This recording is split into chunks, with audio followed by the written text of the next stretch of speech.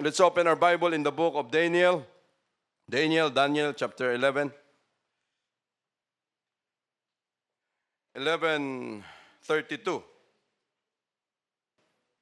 11:32. Lagi nating ito eh. And such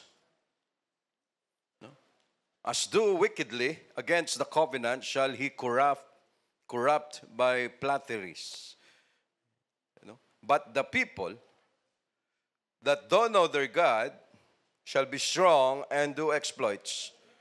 Sa Tagalogin natin, at sabi niya, at ang gayon na gumagawa na may kasamaan laban sa tipan, sa covenant, sa agreement, sa kasunduan, ay nahihikayat niya sa pamamagitan ng mga flatteries, mga daya. Ngunit ang bayan, ang mga tao, the people, na nakakakilala ng kanilang Diyos ay magiging matibay at gagawa ng kabayanihan.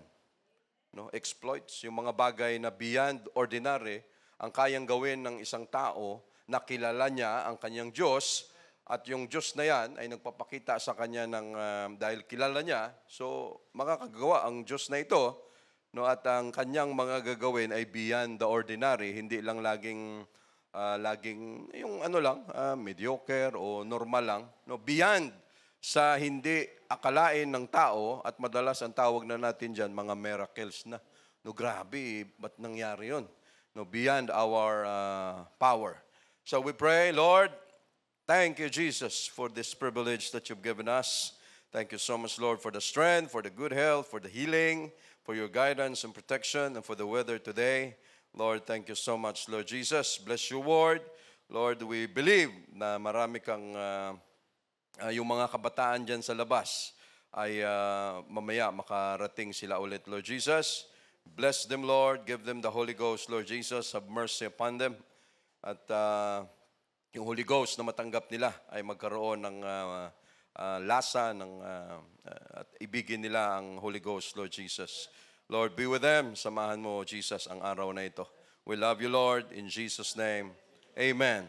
Thank you, Jesus. Yung mga kabataan dyan, kahit kahapon, pabalik-balik na sila dyan.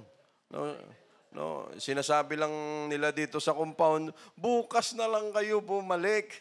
Panay na ang checking nila dyan. Baka kung may nangyari na ba o wala pa. So, mamaya antayin natin sila. But the people that don't know their God shall be strong and do exploits. Yung mga tao na kilala ang kanilang Diyos ay magiging matibay at gagawa ng kabayanihan. The title of our preaching, the people, they that don't know God shall be strong and do exploits. Ewan ko kung na-title na natin ito dati. But ito, sinulat ni Daniel. Si Daniel, sila yung mga princess o mga prince na kasama sa captive sa time pa ng Babylon. Tama ba ako? Sila yung mga magkakasama, mga magkakaibigan, Daniel, Shadrach, Meshach, and Abednego. Lahat lang sila mga young people nung time na inatake yung ang Judah, at silang lahat naging captive, napunta doon sa land of Babylon. At pagdating sa Babylon, sa kanilang pag-mature, sila ay naging eunuch, naging mga powerful na mga tao doon sa bayan na yon. Why? At ito ay kanyang sinulat na sabi niya, pag kilala mo ang Diyos mo, magiging malakas ka. At makakagawa ka ng mga bagay na hindi pa nagagawa ng iba, dahil kilala mo ang Diyos mo, at yun ay nagagawa mo, hindi dahil sa lakas mo, kundi dahil sa Diyos mo na kilala mo.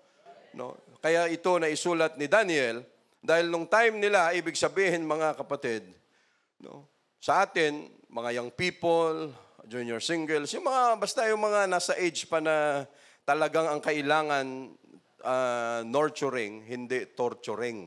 Nurture. Yung iba na tinutorture na bata pa, hindi nurture eh. Nurturing, yung pagtuturo, mga kapatid, yung mga kabataan natin. That is why sa atin ng mga kabataan, young people, higop tayo ng higop ng Word of God. No, bata pa naman ako, paglaki ko na lang. No, dahil paglaki ko, iba na yung tutok ko. So doon na lang ako mag-focus, doon na lang ako makikinig ng Word of God, doon na lang ako mag-aaral. No, itong mga kabataan na ito, sila Daniel, Shadrach, Meshach, and Abednego, at marami pang iba dyan, na hindi lang nakalista, mga bata pa ito, but they were founded ng salita ng Diyos, yung kanilang pananampalataya, matibay yung kanilang kapit.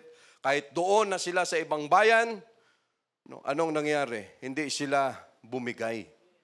Sa kung anong mga prinsipyo ang naituro sa kanila nung kabataan pa, doon sa Israel, doon sa Jerusalem, doon sa Judah, para paglipat nila doon, kahit gano'n na yung environment, gano'n na yung sitwasyon doon, hindi sila bumigay. Sa atin, mga kabataan, pagdating nyo sa trabaho, wag na wag kayong bibigay. Na pag sinabing, okay, December ngayon. Okay, retro tayo. May mga ganun ang activity pag December. May Christmas party tayo. Pag lahat sila dyan sayawan, banat ka rin. Ikaw pa yung nagma-Michael Jackson. Di bali na, pagdating ng Wednesday, hingi na lang ako ng tawad sa Diyos. Pag gano'n ang prinsipyo natin, talo ka dyan.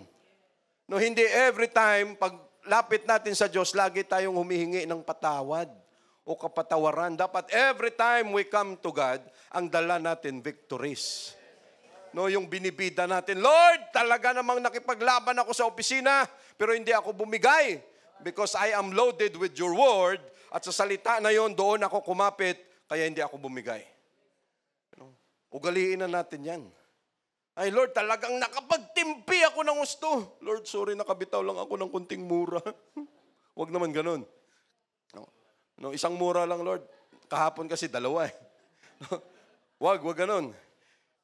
Gusto nating sabihin, mga kapatid, na ito, that is why ang sabi ni Daniel, sabi niya, pag kilala mo ang Diyos mo, marami kang magagawa.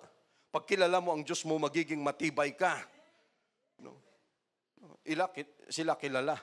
Tayo, hindi lang natin kilala ang Diyos natin. We have the Word of God. We have the Holy Ghost, mga kapatid. Hindi lang. What they had, kung anong mayroon sila, was the anointing given to them by God.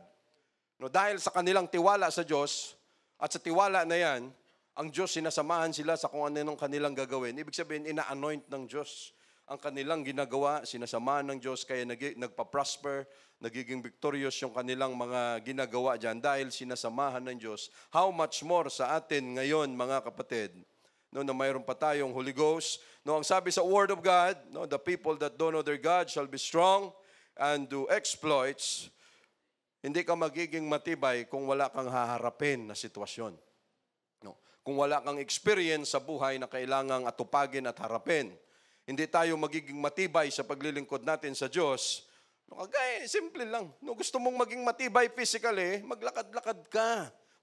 Mag-weights ka. Huwag yung nakaupo ka lang kasi wala talagang mangyayari pag nakaupo ka lang. Pagdating ng hapon, brother, talagang please pray for me. Talagang lantang-lanta ang katawan ko. Anong ginawa mo sa buong araw? Brother, nakaupo lang. 24/7 andun sa computer. Mag-pray ka na makaalis ka sa trabaho na yan. Dahil mamamatay ka dyan. Lahat ng inipon mo, lahat ng card mo, uubusin yan dyan. At yan ang katotohanan. Dahil wala . So paano tayo magiging malakas, mga kapatid? We must face our problems. We must face kung ano ang sitwasyon. At doon tayo lumalakas, doon tayo tumitibay because every time may sitwasyon, huwag tayong tatalikod. Harapin natin yan in due time, kasama ang Diyos natin. At sa pagharap natin na yan, sinasamahan tayo ng Diyos because we know our God is able at may kaya siyang gawin. We can do exploits. We became strong. At sa pamamagitan na yan, tumataas yan. Sa bawat pagharap natin, experience, Lord, dati ginawa mo na ito. Now you will do it again. Ganon ang mangyayari, mga kapatid. Thank you, Jesus. 2 Thessalonians 1:8. 2 Thessalonians 1:8. In flaming fire, taking vengeance on them that know not God. gamit na natin ito. No, dagat-dagatang apoy, umaalab na apoy. No, taking vengeance on them that know not God, yung mga hindi nakakilala sa Diyos, and that obey not the gospel of our Lord Jesus Christ. No, kilalanin mo ang Diyos mo, at pag nakilala mo na siya, at kung ano ang kanyang inutos, at ang inutos niya ay good news, which is the gospel, the death, burial, and resurrection of Jesus Christ, no, yun din ang dapat nating gawin, no, repentance, baptism, and receiving of the Holy Ghost. No, at sa pamamagitan niyan, pag nakilala na natin siya, no, may gospel pa tayo na dapat sundin. Dahil ang sabi niya, pag hindi mo nagawa ito, no, mayroon kang kakalagyan. 1 Timothy 2:5, daanan natin. 1 Timothy 2:5, for there is one God, no, mayroong iisang Diyos, at isang tagapamagitan between God and man. No, tagapamagitan sa Diyos at sa tao, ang taong si Hesukristo. No, isa lang ang Diyos. No, at isang tagapamagitan. No, sa Diyos at sa tao, no, walang iba kung hindi si Jesus Christ. Why? Wala namang bumaba doon sa langit, pumunta dito sa lupa, kung hindi si Jesus Christ lang. So sino? No, sino ang in between? Walang iba kung hindi si Jesus Christ. And Lord, thank you, no, for opening up our understanding. Revelations 22, verse 13 to 16. Revelation.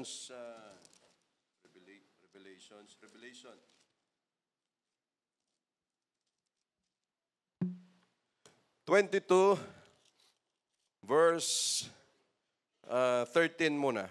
13 na lang. Isa-isa natin to. Because ito ay ang ating Diyos.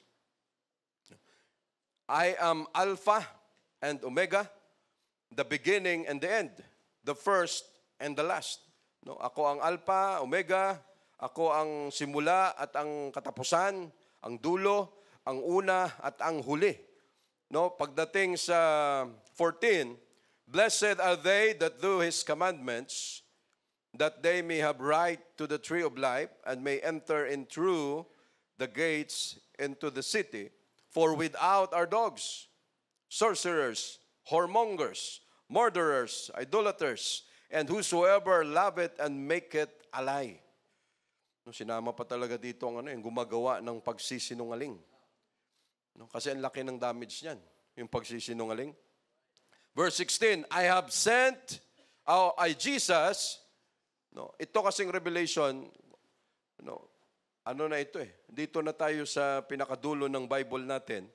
No, at pagdating sa dulo, ito yung revelation, yung mga bagay na hindi pa nangyari, na ni-reveal kay John the Beloved, no, kung ano ang mangyayari sa tawag dito, sa susunod na mga panahon. No. So dito na, para bang ang ginawa ni Jesus Christ, okay, from Genesis hanggang sa Revelation, no, para malaman nyo kung sino talaga yon. No, pagdating dito sa dulo, ang signatory, walang iba kung hindi si Jesus. No, nilagyan niya. Anong ginawa niya? I, Jesus. No, ako si Jesus, have sent mine angel. No, pinadala ko na yung aking anghel. Walang may nagmamayari ng anghel doon sa langit kung hindi si Jesus Christ. Ibig sabihin, si Lucifer pagmamayari niya, no, si Michael pagmamayari niya, no, yung mga anghel na nakaharap ni Gideon, nakaharap ni Abraham, ni Isaac, ni Jacob, yung iba pa dyan, lahat ng yon pinadala ng Diyos, walang iba, no, kung hindi siya nagmamayari. And sometimes it was not an angel kung hindi siya mismo. No. Unto you these things in the churches. No, para patunayan, no, sa inyo, sa mga churches, I am the root and the offspring of David. No, ako ang ugat at ako ang bunga, no, ni David, and the bright and morning star. No, ako ang maningning, no, na maningning na tala sa umaga.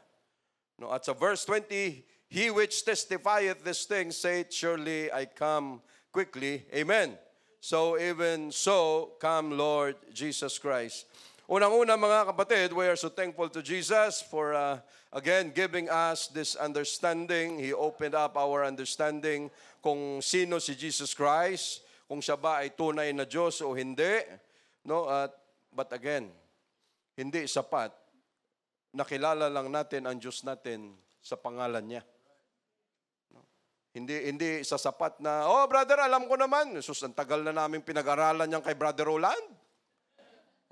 Kay Sister Ellen, one God.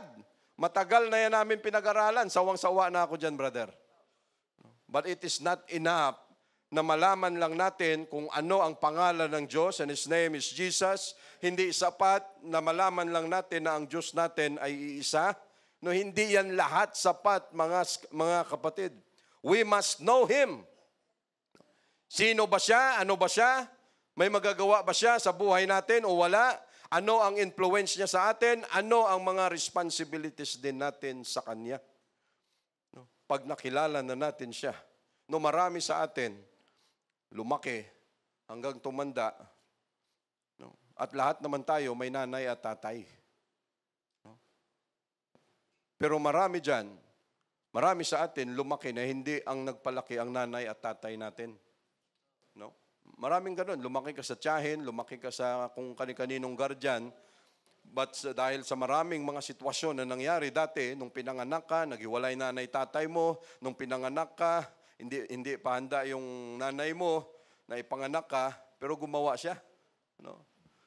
Yan ang mga doon eh. Tapos ang anak yung kawawa, no? At ikaw ay lumaki, wala kang nanay, wala kang tatay, pero pag tinanong ka, may nanay ka, mayroon. May tatay ka, mayroon. Ibig kong sabihin, mga kapatid, hanggang doon na lang. Pero pag sinabing, sino nanay mo? Ito, nanay ko si ganito, si Felicidad.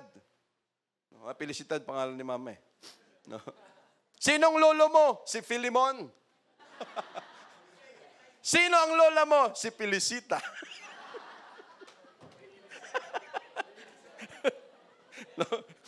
Hindi, realidad, ganun mga pangalan nila. Hindi ako nagbibiro. Ganun mga kapatid. Pero pag sinabing hanggang, dahil hindi ka lumaki doon, hindi mo siya kilala, sinong tatay mo, brother, parang si ganito yun eh. Pero hanggang pangalan lang eh. No? Hindi pwedeng ganun ang pagkilala natin sa Diyos natin, mga kapatid. No? Brother, sino ang Diyos mo? Parang si Jesus yun eh. No? Ano ang nagawa niya sa buhay mo? Brother, wala pa akong experience sa Kanya. Hindi dapat ganun ang pagkilala sa Diyos natin. We must know our God. No? Hindi tayo kagaya ng iba na okay na yan, malaman mo lang kung anong pangalan ng Diyos, okay na yan. No, we must establish a relationship with our God para masabi nating tayo ay legit. No, pag sinabing sino tatay mo ganito, tapos magkwento ka nga, no, parang investigador, magkwento ka nga kung ano ang pagkakilala mo sa kanya. At pag wala kang nakwento, hindi ka tunay. Pero sa atin mga kapatid, iba ito. Pag sinabing sino ang Diyos nyo, si Jesus, ano sa buhay nyo? Lahat. No? Marami siyang nagawa sa buhay namin mga kapatid. Marami tayong makwento. No? Kailangan, ibig sabihin, dapat kilala natin siya. Ano ang kaya niyang gawin sa buhay natin? The more na tumatagal tayo sa church, the more na dumadami ang experience natin, the more na mas marami tayong maikwento, maisulat about our God, because the people that don't know their God shall be strong and do exploits. Hindi tayo yung, may Diyos kami. Pero hanggang doon na lang. Brother, may sakit ako eh. Pag-pray mo sa Diyos mo, hindi ko siya kilala eh. Ay, walang effect ang Diyos mo. Pag gano'n ang mangyayari. Brother, kasi ganito eh. May problema ako sa opisina, ganito. Okay, let us pray. Mag-pray ka sa Diyos mo. Nagdududa nga ako sa Diyos ko eh, kung tunay ba siya o hindi eh. That don't know their God. At maraming Diyos sa mundong ito. Hindi lang ang Diyos natin, napakarami. Depende kung saang bansa ka mapunta. Pag pumunta ka sa India, 1,000, 3,000 o ilan, disgrasya ka. Dito pa lang sa atin, ang Pilipinas daw ang pinakamarami. Hindi lang India. Why? Halo-halo na lahat eh. Pati tikbalang, sigbin, mga manananggal, lahat ang dami natin. At lahat ng yan, nakabaon na sa ating kaisipan. Ang dami na yan, naka-inculcated na yan sa ating isip, mga kapatid. 2 Timothy chapter 2, verse 15. 2 Timothy chapter 2.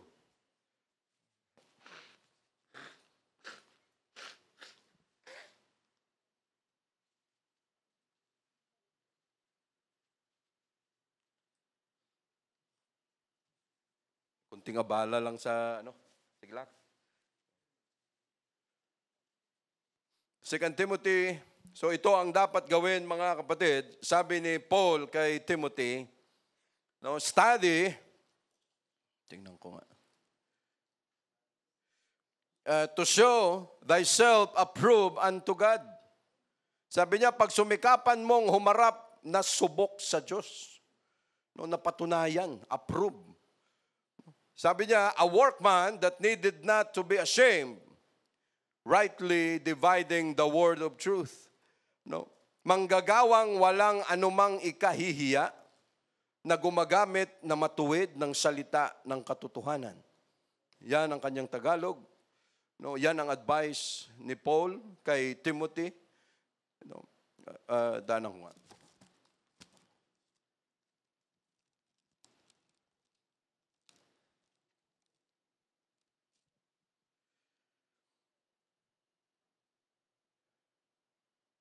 Second Timothy. Okay, yun mga kapatid, So sabi niya, study to show thyself approved unto God, a workman that needed not to be ashamed. Ito mga kapatid, dahil ang edad ni Timothy, pinagkatiwalaan siya ni Paul, so ang advice niya, sabi niya, you study. Sabi niya, mag-aral ka. At sa atin din mga kapatid, hindi ibig sabihin, sabihin na natin, pag nagkakaedad ka na, ay sila na lang mag-aral dyan. Hindi, para sa lahat ito, ang pag-aaral ng Word of God. At sa pag-aaral natin na ito, tayo ay tumitibay, tayo ay lumalakas.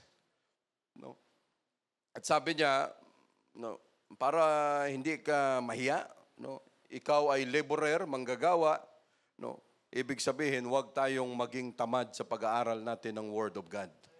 Especially sa atin, sa mga preachers, we need to study the Word of God.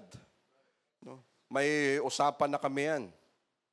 Na wag mong idadahilan. Halimbawa, preacher, magpipreach siya next Sunday. Wag siyang magdadahilan, brother, sumama ang pakiramdam ko, pero pagdating ng Sunday, okay ka na. Tapos, sasabihin mo, brother, napaka-busy ko, kaya pwede bang iurong muna yung preaching ko? Pwede bang yung nakasunod na pila, siya na muna? Dahil talagang hindi ko kayang isingit, wala akong time, ay hindi niya pwedeng sabihin yan. May agreement na kami dyan. Why? Your schedule, alam mo na 6 months ago. Kabisado mo na yan. Sa 6 months na yan, ano ang mangyayari? Nagpe-prepare ka na, naghahanda ka na, nakafocus na ang mind mo. Lord, ano ba ang gusto mong mangyari? Ano ang gusto nating isulat dito? Ano ang gusto mong i-preach ko? Ganito, Lord, samahan mo ako. Doon pa lang, mahaba na yung preparation para pagdating ng time, pwede ka nang magsipol. Pwede ka nang magkape-kape dyan. Why? Because you are prepared. Huwag kang magpapaalam on a Wednesday, Thursday, Friday, na, brother, hindi ako makapreach kasi ganito talaga. Hindi na yan uubra, brother. Ang tagal mo nang alam yan. Na ganyan. Why? Mahabang preparation. Bakit? Ay, hindi, okay pa naman yan. Kaya pa yan. Kaya pa ng panahon yan. Pwede pa yan. Pa-relax ka muna. Ay, okay pa. Ilang buwan pa. Okay, may 3 weeks pa ako. Okay, may 2 weeks pa ako. Pagdating ng Friday, Saturday, or Huwebes pa lang, tinamaan ka ng acid, dahil sa nervyos, dahil sa pressure na kung ano ang dapat mong gawin, pagdating ng Sunday, wala kang maihain. Why? Hindi mo pwedeng minsan ang daming sumisingit na mag-aaral ka, ang daming ganito, magkakraming ka na. Why? Sinong may kasalanan? Tayo. Hindi ang Word of God, mga kapatid. That is why, ang advice ni Paul kay Timothy, sabi niya, mag-aral ka. Mag-aral ka. At ang righteousness natin, hindi lang ito hindi lang ito dahil may gagawin tayo sa church. Okay, magpipreach ako. Dapat 2 weeks before, na ako? Righteous na ako. Holy na ako. Hindi ganun. No, hindi, every day we must be righteous before God. No, hindi lang sa kung anong special assignment na ibinigay sa atin. Kailangan talaga, medyo ano ako ngayon. Hindi ganun. No, gawin natin kung ano ang nararapat every day, mga kapatid. In word or in deed, we must be converted. No, sa salita, sa gawa, sa kung ano paman, kahit sa isip, every day kailangan converted tayo. Why? No, we know our God. At anong sabi niya? No, sa Revelation, sabi niya, I know thy works. No, sabi niya, alam ko ang mga, yung sa mga churches yata yun. Sabi niya, I know thy works, but I have somewhat, no, and something. No, mayroon lang ako kunting, dapat iklaro, ganito. No? So, ganun ang Diyos natin, mga kapatid. So, sa 1 Timothy chapter 4, marami din tayong mga verses in connection. 1 Timothy chapter 4, verse 10.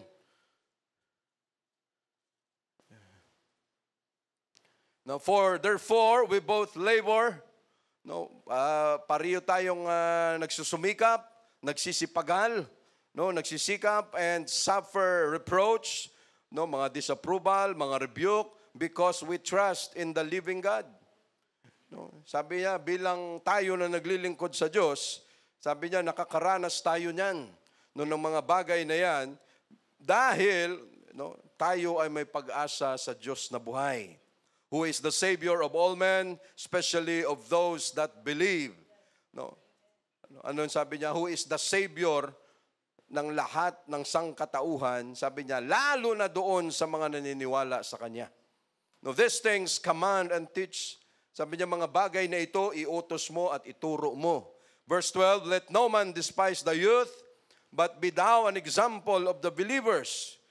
No, walang humamak ng iyong kabataan, ngunit ikaw ay maging ehemplo, no, ng mga naniniwala, nananampalataya, sabi niya, sa salita, sa pamumuhay, no, in conversion, in charity, sa giving, in spirit, and in faith, in purity. No, sa espiritu, sa pananampalataya, at sa katotohanan, sabi niya, ikaw ay maging ehemplo, ikaw ay maging example kung paano maging mabuting believer, because hindi pwede, mga kapatid, no, lahat tayo, no, hindi pwede na hanggang salita lang tayo ng Diyos. No, we need conversion. No, hindi pwedeng hanggang aral lang tayo ng Word of God, kilala lang tayo ng Word of God, na walang nagbabago sa buhay natin, walang changes na nangyayari sa buhay natin. Hindi pwedeng ganon, mga kapatid. From day one, mula kapanganakan, nagmumura ka na, hanggang pagpasok mo sa church, nagmumura ka pa rin. Ay, ewan ko sa iyo. No, hindi dapat ganon. Why? We need conversion. No, in words or in deed. No, kailangan, no, may pagbabago, mga kapatid. Dahil pag kilalanan natin ang Diyos natin, marami tayong magagawa. At anong sabi ng Word of God? No, the prayer of a righteous man availeth much. Pero anong sabi pa ni Jesus Christ? Seek ye first the kingdom of God. Nakita na natin yan, nakuha na natin yan. And His righteousness, for all these things shall be added unto you. No. Hindi niya hiniwalay ang righteousness. No. Imposible na maka-avail tayo ng ating mga panalangin sa harapan ng Diyos na wala tayong righteousness. No, we need righteousness. Kailangan natin ang katuwiran. No, Lord, bakit walang nangyayari sa prayer ko? Bakit, Lord, every Wednesday lumuluhod ako rito? Bakit walang improvement, walang nangyayari? Yung iba nakabili na ng helicopter, ng eroplano, ng Lamborghini. Lord, bakit ako hanggang ngayon? No, tsinelas na nga lang nire-request ko, wala pa. Why? No. Baka nagkulang tayo sa righteousness. Baka nagkulang tayo sa katuwiran. Dahil ang sabi ng Diyos, okay, you have the kingdom, you have the gospel, and now you work out righteousness. Ano ang sabi niya? If a man's ways please the Lord, He will make it even your enemies at peace with you. No? At ano ang sabi pa niya? God has no pleasure in them that draw back. No? At basta ang tao kinalulugdan ng Diyos. No, yung bang delight yourself unto the Lord and He will give you the desire of your heart. Ibig sabihin, mga kapatid, dahil kilala na ang Diyos natin o kilala na natin siya, wino-work out na natin yan. No, every day we come to church, every day sa pamamahay, sa trabaho, sa eskwelahan, kahit saan man tayo, we work out righteousness. No, sa salita. No, brother, minura ako eh. Ay di minura ko rin siya. Tiningnan niya ako ng masama, ay di tiningnan ko rin siya ng masama. No, brother, sinuntok ako, ay di sinaksak ko. No, no, no. Asan ang righteousness dyan? No. We can only avail. No, kahit sa prayers natin, Lord, walang nangyayari. Why? Hindi nagkulang ang Diyos natin. Inaantay niya na matuwa siya sa gagawin natin. Inaantay niya na siya ay masayahan doon, okay, sagutin kong prayer nito dahil matino talaga sa harapan ko ito. No, and it is not the problem of God na ibuhos ang mga blessing na para sa atin. No, sino namang matutuwang magulang? No, kakasabi mo lang lahat, sinabi mo na, tapos pagdating, mamaya lahat ng kapasawayan, lahat ng hindi dapat, yun ang kanyang gagawin. Sino naman ang masisiyahan? Nabigyan ka ng hinihingi mo. Nang hinihingi mo, wala. And that will be impossible, mga kapatid. So sa verse 13, till I come, give attendance to reading. No, yan ang mga ways, mga paraan, mga kapatid, na lalo nating makilala ang Diyos natin. Walang ways but to study the Word of God. No, dito, we are so thankful to God. Marami tayong mga teachers from senior citizens natin, dyan sa ladies. May mga teachers tayo, tulong-tulungan sila dyan. We are so thankful for that. Why? Kasi kung tayo lang ang aasahan, swerte. Swerte kung makapagbukas tayo ng Bible natin sa bahay natin. Sa opisina, sa MRT lalo na. Swerte kung makapagbukas tayo dyan. But we have, alam nga naman, excuse me kunti, nagbabasa po ako eh. Hindi natin pwedeng gawin yan. But we are so thankful for our teachers na andyan sila, tulong-tulong mga kapatid, na tinutulungan tayo. Why? That is the only way na lalo tayong maging matibay sa pagkilala natin sa Diyos, and we can do exploits. Pag nakikilala na natin siya, walang ibang way but to study the Word of God. Why? Kinikilala natin siya eh. Every time. Anong sabi niya? Give attendance to reading, magbasa ka. In our time, may cellphone, may ganito na. At hindi natin ini-encourage na may membro tayo rito na sa cellphone nakatingin ha. Na nagbabasa tayo ng Bible, may Bible tayo, tapos ikaw wala kang Bible dahil sa cellphone ka nakatingin, hindi natin ini-encourage yan. And we will never do that in this place. Dahil hindi talaga maganda. Pag ginawa na natin yan, ay magpagandahan na tayo ng cellphone dito. Paano yung walang cellphone? Paano yung walang kakayanan? Bibili tayo ng projector, gawa lahat sa Apple, Brother Roman. May grapes ba yun? Wala, Blackberry. Why? Hindi maganda yon mga kapatid. For us, kung ang iba, ganun na yung sistema nila sa ngayon, pero dito tayo sa old style. Old landmark. Hindi tayo bibitaw dito, mga kapatid. Give attendance to reading. Itong pagbabasa na ito, iba-iba ang ating capacity sa pagbabasa. Iba-iba ang ating oras, iba-iba ang ating level, iba-iba ang ating duration. Mayroong iba, pagbukas mo pa lang, inaantok ka na. Why? Hindi ka sanay. Hindi ka nasanay. Pero pag Facebook ang binuksan, ay, brother, kung mayroon lang kompetisyon, top-notcher na ako. Facebook, YouTube, TikTok, kung ano pa yan. Grabe itong mga makikita mo minsan sa kalsada, sa ilalim ng tulay, gagano ng cellphone. Tapos, anong klaseng kayo? Makikita mo yan. Tapos minsan group pa sila. Makikita mo tapos, but when it comes, sasabihin na natin, para bang ang dating, lahat ng latak, lahat ng kakapirasong time, yun na lang ang maibigay natin. Pagkasiyahan, atin lahat. Pero pagkapigatian, doon na tayo lumalapit sa Diyos. Para bang pag masaya, Lord, hindi ka namin kilala. No? Pero pag andito ka na sa kapigatian, makikilala mo ang Diyos, no? At ang iba, sisisihin pa siya. Give attendance to reading. No, sa atin, madali lang ngayon. Pero sa time nila Paul, nila Timothy, no, hindi ito yung reading kagaya natin. Okay, let's open our Bible, ganito ka na kaagad. Pag sinabing reading sa kanila, ay maghirap ka, magsikap ka. Lahat naka-scrolls. No? Mga parchment, lahat, no, may mga scrolls na ang lapad 8 feet, no, isang plywood, ang haba 25 feet. Paano mo babasahin 'yan? Okay, tapos ilang verses pa lang ang nakalagay doon. No, talagang kung sa time nila, may yung bang tatamarin ka, effort talaga ang dapat mong gawin, no? Hindi kagaya sa time natin na pag sinabing reading, may cellphone ka na, mag-aral, andyan na.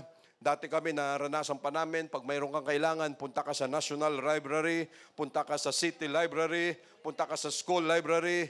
Ngayon, pag may needs ka, ganun ka lang ng cellphone. Ano nga ibig sabihin nun? Andyan ka kaagad. No. Sigurado, yung ibang kabataan, hindi na nila alam yung Merriam-Webster. No. Mga Britannica, Encyclopedia, lahat.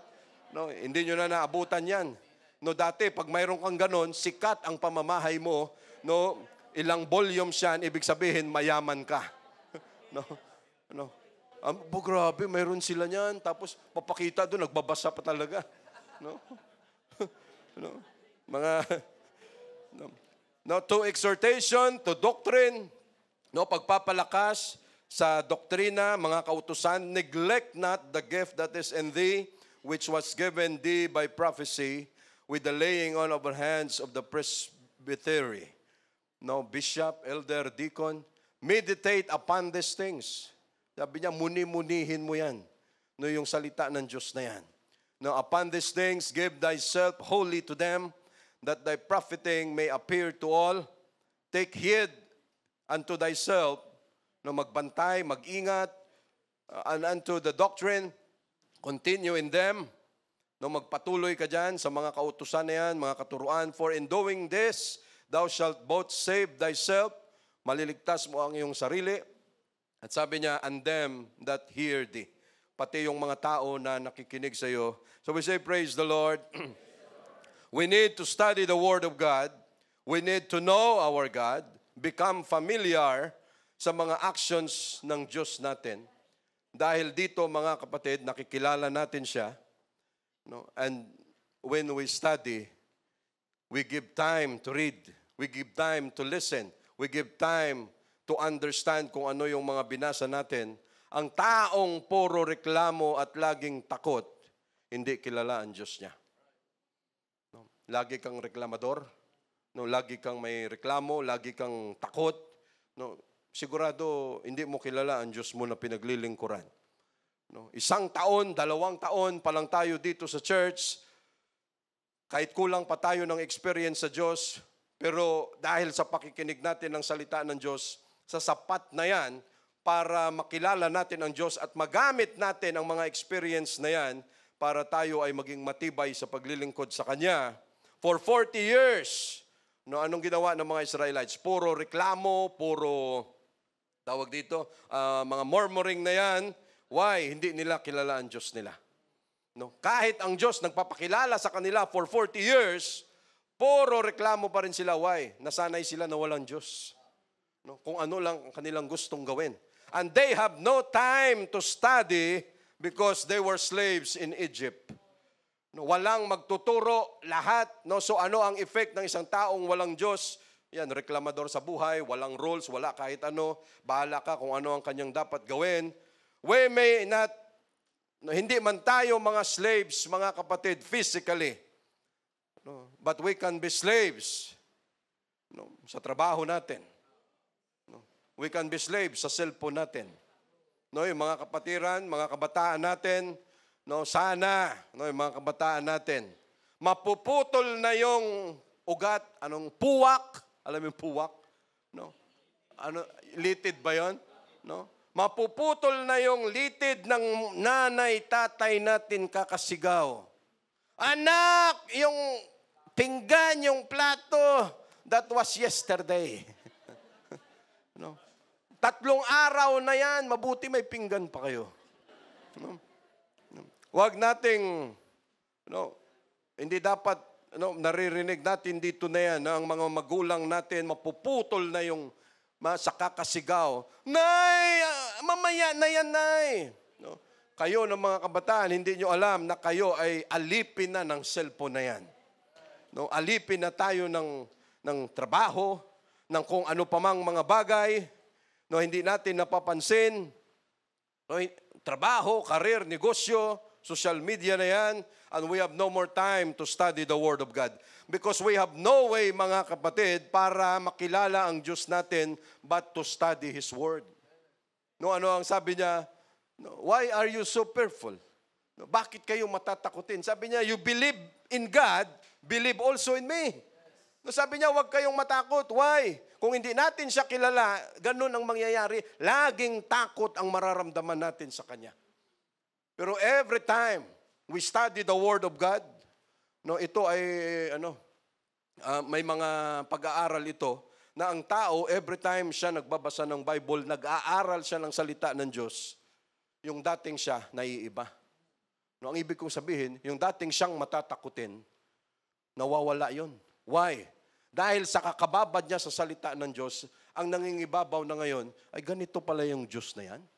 No? Kaya pala niyang magpakain ng 6 million katao. Kaya pala niyang magbuhay ng patay. Kaya pala niyang magpagaling ng may sakit. Kaya pala niyang mag-solve ng problema. Kaya pala niyang gumawa ng ulan sa lugar na hindi dapat. Kaya pala niyang mag-send ng raven para sa pangangailangan ng tao. Lahat ng yan, mga kapatid, because of our studies, dahil sa pag-aaral natin, ano ang nangyayari? No, kagaya sa panahon na ito, no, everything is prepared. Andyan, mga kakainin ng kabataan, lahat naihanda na natin yan. No. Brother, huwag tayong matuloy kasi signal number 3, signal number 5 na, problema na ng Diyos yan. No, siyang nagmamayari niyan, bahala sa dyan, problema niya na yan. Huwag na natin problemahin yan. Why? Brother, huwag nating ituloy kasi ganito. Wala pa nga tayong nakitang ulan, bumigay ka na. No, wala pa nga, gano'n na ang thinking mo. No, hindi ka pa nga naka-first step, umayaw ka na. No, why? Ang tanong, you have your God, kilala mo ba ang Diyos mo? May kaya ba siyang gawin? Brother, talagang dyan ako nagdududa. That is why wala kang nang-accomplish every day. No? Hahakbang ka pa lang, nag-aalangan ka na. No, gagawa ka pa lang ng bagay, takot ka na. Why? Ibig sabihin, hindi natin kilala ang Diyos natin. Pero dito, mga kapatid, we can do exploits.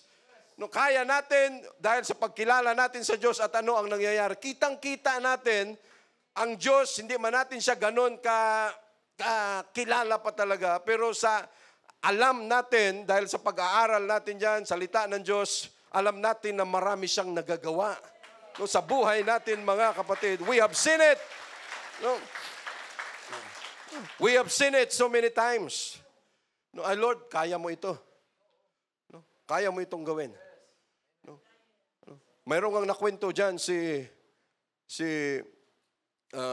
nung nakinig ako kay Pastor David Bernard. No? Diyan din tayo, yung mga libro niya na yan, pinapag-aralan din natin dyan. Mayroon siyang nasabi, nung time ng mga early church nila. No, sabi niya, kinukwento niya yung isa sa miracle na nangyari because miracles is not always healing. No, ang mirakulo hindi lang laging pagpapagaling. No, every day miracles happen in our lives. No, maraming nangyayari sa buhay natin. Sabi niya, there was an instance. Sabi niya, namumroblema kami, no, yung mga opisyal nila. No, nagpaplano na kami na magbenta ng isang property kasi lugi na talaga tong, di ko alam kung yung university nila. No, sabi niya, wala na. No, lugi na talaga. No, sabi niya, yun ang pinag-uusapan namin. No, ibenta ito para makarecover ang itong part, magbebenta kami ng property. Pero sabi niya, we prayed and suddenly, no, biglang may kumatok at nagsabi, no, ito ba yung andito ba si ganito? May nahanap ako, yung katabi nila doon. Sabi niya, bakit? Anong kailangan mo? Sabi niya, gusto ko kasing ibenta ang property ko doon. Sabi ni David Bernard, Sabi niya, wala akong interest dyan. Hindi naman ako broker, hindi naman ako namumroblema pa nga kami sa sitwasyon namin. Pero ang sabi ng tao, hindi, gusto kong makausap yung head dito. Dahil pag makausap ko siya, yung property ko kasi na yon, sabi niya, pinapunta ako rito eh. Dahil ang property ko, ibibenta ko at kung magkano ang mapagbenta nun, bigay ko sa inyo. Sabi niya, doon pumitik ang kanyang tinga. Sabi niya, come. Pag-usapan natin. At maniwala mga kapatid, na ibenta yung property na yon worth $200,000. Sa time natin ngayon, nasa 11 million na siguro yan. At sabi nung kanyang misis, kasi naibenta, na-solve yung kanilang pangangailangan. Sabi niya, saan ka makakita niyan? Ang Diyos nag-provide, pinadala yung tao na yon. Ang sabi ng misis, hindi ko nga alam sa mister ko bakit naisipan niya na ibenta yan at ibigay lang sa inyo? Wala namang kahit basta yun lang ang nangyari. And while listening, sabi ko, Lord, sana mangyari dito yan sa atin. And it is not impossible to our God, mga kapatid. And if God will allow it, kaya niyang gawin yun. We have to believe. Because we know our God. For 40 years, pinakain niya itong mga Israelites na pasaway. Kahit pasaway, pinakain pa rin niya. Pinainom pa rin niya. How much more tayo kaya na nagsisikap, na naglilingkod sa Kanya? We are the apple of His eye, mga kapatid. Saan ka nakakita? Saan tayo nakakita? Ibibenta niya yung property. Tsaka sabi niya, na-solve yung problema namin. Sakit sa ulo sana, magbibenta. Saan ka makakita niyan, mga kapatid? But if God, pag ang Diyos gumalaw na in favor to us, hindi na natin mapipigilan yan. And God will give it to us, provided we must know our God. Alamin natin, mga kapatid, kung sino itong Diyos natin, ano ang kaya niyang gawin. Minsan nga sabi ko, itong Diyos natin na ito, siya yung naglikha ng lahat. He is the creator of heaven and earth, created the universe, kaya niyang magbuhay ng patay, kaya niyang gumawa ng lahat ng para sa atin. Kaya niyang gawin lahat yan, pero bakit tayo natatakot pa rin? Bakit may takot pa rin tayo? Yun na yung Diyos natin Hindi, buuin na natin ang tiwala natin sa Kanya. Brother, magpakalakas ka, Brother Wilfred, kayang-kaya mo yan. Kung ano man ang inaharap mo, kaya mo yan. Madaling magsabi niyan.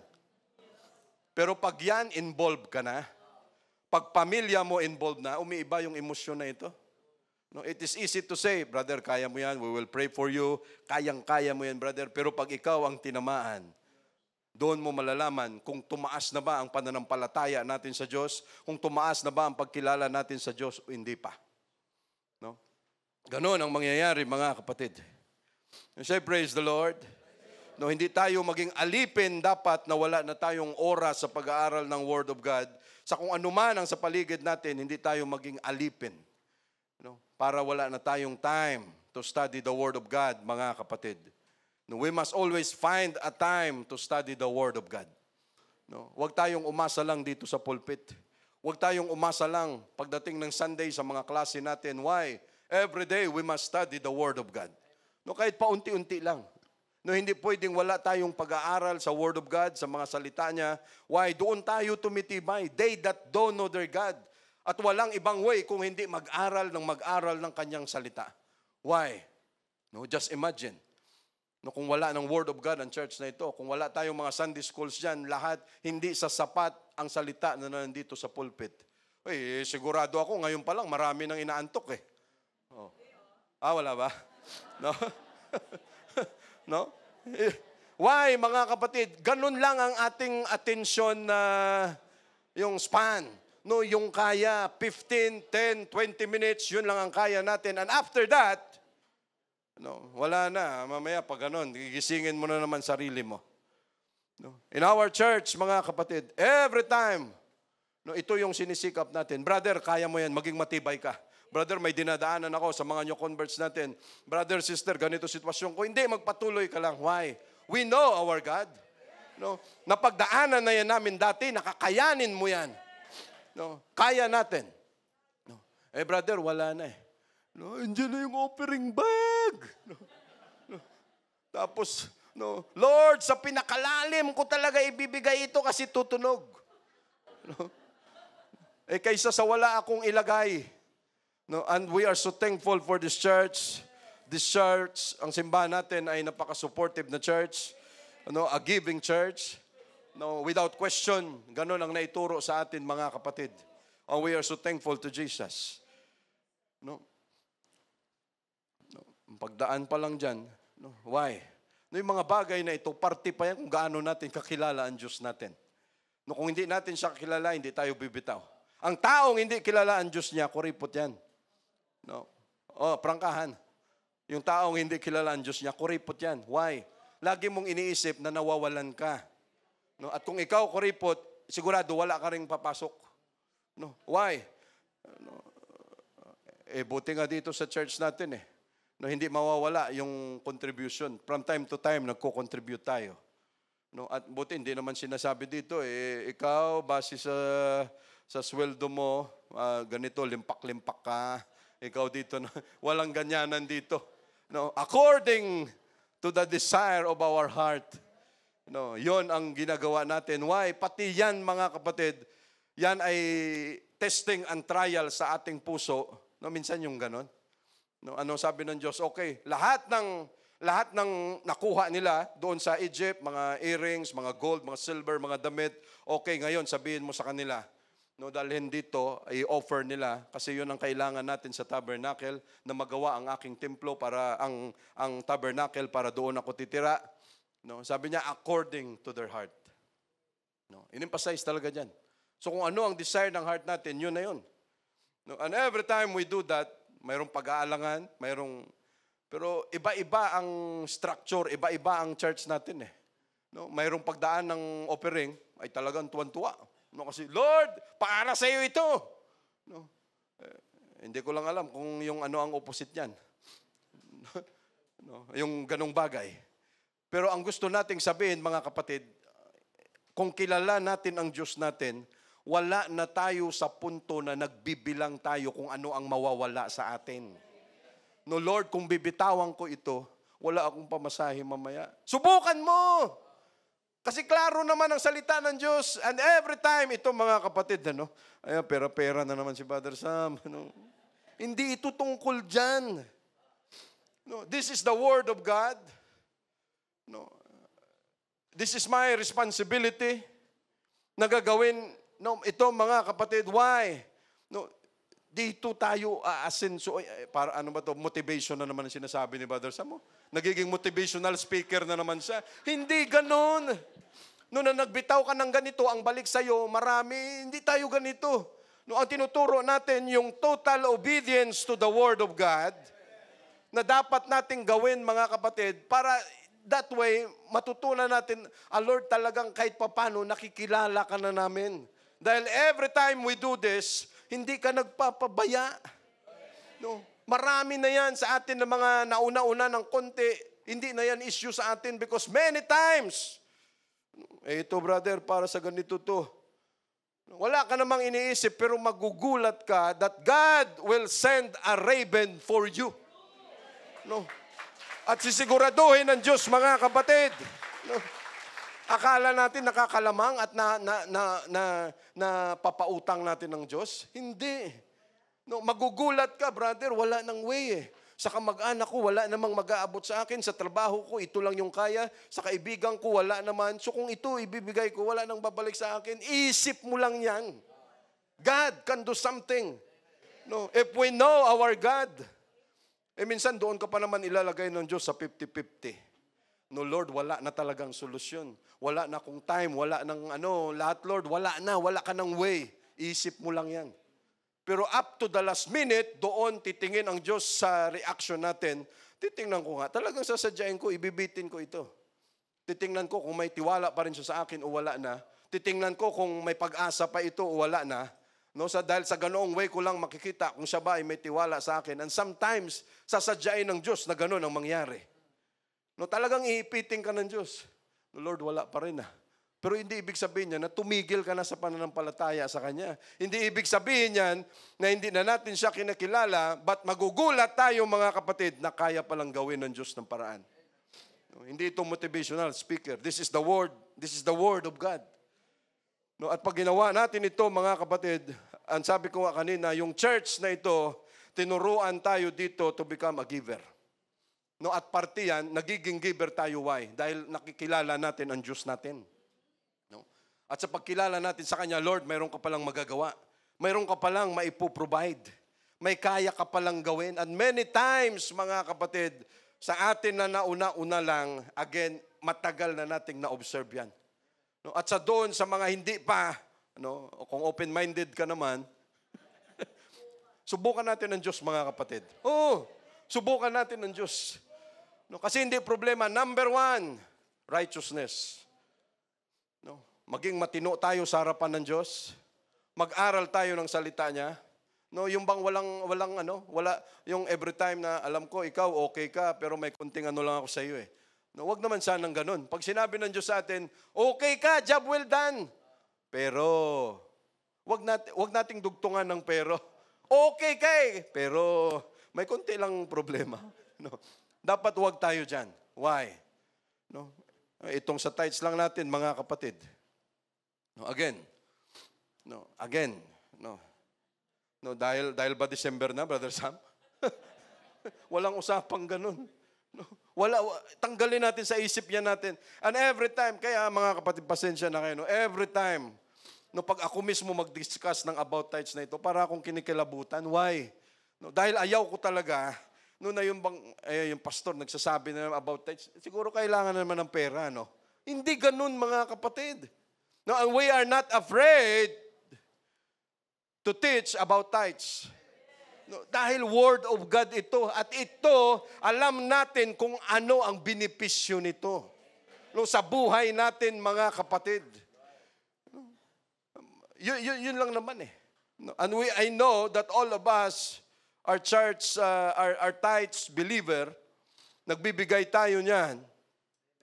But wanting more, mga kapatid, hindi ako nagpaparinig o kung ano pa man. But every time we give our tithes, dahil kilala natin ang Diyos natin. And because of that, no, we are doing exploits. Why? No, hindi yan kayang gawin ng iba. And that is exploit sa harapan ng Diyos. Gumagawa tayo ng mga bagay na hindi kayang gawin ng iba, mga kapatid. Why? Ay, hindi ko ibibigay yan. No, lugi ako dyan. No, ay talagang pag gano'n ang prinsipyo mo, malulugi ka talaga. Eh brother, 20 years na ako sa church, bakit hikaos pa rin ako? No, number 1, baka may problema ka sa righteousness. Number 2, baka hindi ka faithful sa mga bagay na yan. Yung sa tithes na yan, baka hindi ka faithful dyan. And if I say faithful, yung sakto. Kung hindi man sakto, sobra, huwag nating babaan. What I'm saying, mga kapatid, if we give our tithes, we must give it heartily. We must give it with sincerity. And we must give it na walang daya. No? Huwag nating dayain ang tithes natin. No? No? Kung yan ay 10%, 10 talaga yan. Pag nagpasobra ka ng 11 o 10.5, 10 and 1/4, mas okay. Huwag lang tayo dito sa side na mas mababa dahil ang tithes, naturo na natin sa atin yan. I'm saying this, mga kapatid, dahil kung kilala natin ang Diyos natin, makikita natin kung paano siya gumalaw sa mga bagay na ito. Because kami na nauna lang ng konti, napatunayan na yan natin. No, pag ito ay nakaangkla, mga kapatid. No, ang ating paniniwala, nakaangkla dyan. Lord, kaya mong ibalik to. Kaya mong gawan ng paraan ito. Hindi ito kawalan sa amin. No, parang yung balahibo ko kasi sana, no, kasi yung bang pera-pera na naman usapan nito eh. Pero hindi ganun yun, mga kapatid. No, we must faithful or kailangan maging faithful tayo sa lahat, mga kapatid. Why? No, this is instituted by God. No, salita niya ito. No, sa offering bahala tayo kung ano ang mga desire ng puso natin. No, pag gusto mong maglagay ng cheque diyan, desire ng heart mo yan, walang problema. Pag ang nandyan na lang sa iyo, piso, pero yun na lang talaga, wala namang problema yan. Hindi natin kinukwento yan. No, pero ang sa tithes natin, No, anong nangyari?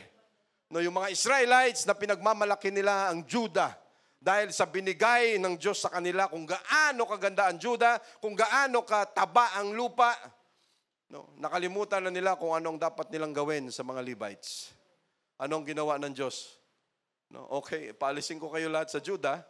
No, yung mga bagay na pinagmamalaki ninyo, para lahat kayo sabay-sabay na, okay, lahat kayo punta sa Babylon.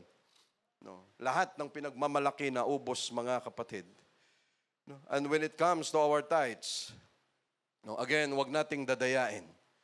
No, yung bang naituro naman na yan dito Australian, ano? No. No, ang tithes, bawasan muna natin ng upa sa bahay. Bawasan. Yun ba yun? Yung may magturo. Bawasan yung pang-groceries, kuryente, tubig. No. Ganun ba ang pananaw natin? No?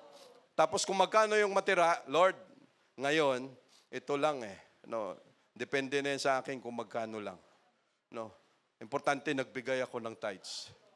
No, hindi ganun yun, mga kapatid. Honestly speaking, and with sincerity in our heart. No, yan, hindi tithes yan.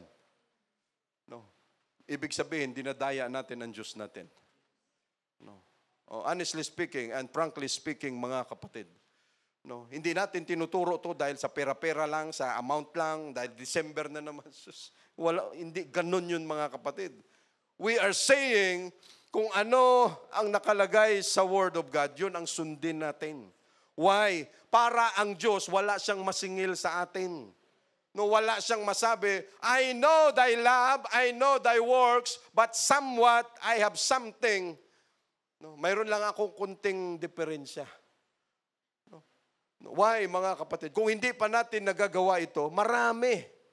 No, because giving, no, kondisyon talaga ng heart natin ito.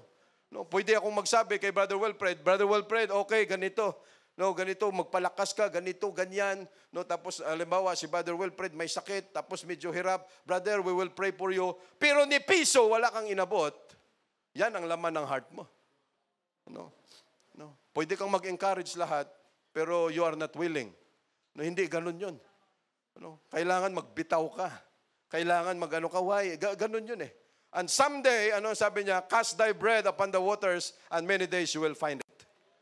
No? Ganun lang ang prinsipyo natin sa Diyos, mga kapatid. Why? Doon natin makikita kung gaano natin kakilala ang Diyos natin, and in that way, kung kilala na natin siya, yung mga pinoproblema natin sa isip, yung bang mga alalahanin, no, tayo lang naman ang namumroblema lagi niyan May sakit na naman ako, may ganito na naman, ang daming bayaran. Ikaw lang lahat ang namumroblema niyan. Pero kung baguhin natin ang ating prinsipyo, Lord, hindi ko dapat problemahin ito, alam ko may magagawa ka. Lord, itong sakit na ito, alam ko gagaling ako. Lord, itong sitwasyon na ito, alam ko may magagawa ka. Yung mga ganong mga kapatid, why? Pinapakita natin sa Diyos na unti-unti mayroon na tayong tiwala sa Kanya. And in that way, yung mga bagay na hindi pa natin nagagawa, kaya na nating gawin ngayon, mga kapatid. So we say, praise the Lord. No? So dyan lang muna tayo, mga kapatid, para makapahinga na tayo. Thank you, Jesus.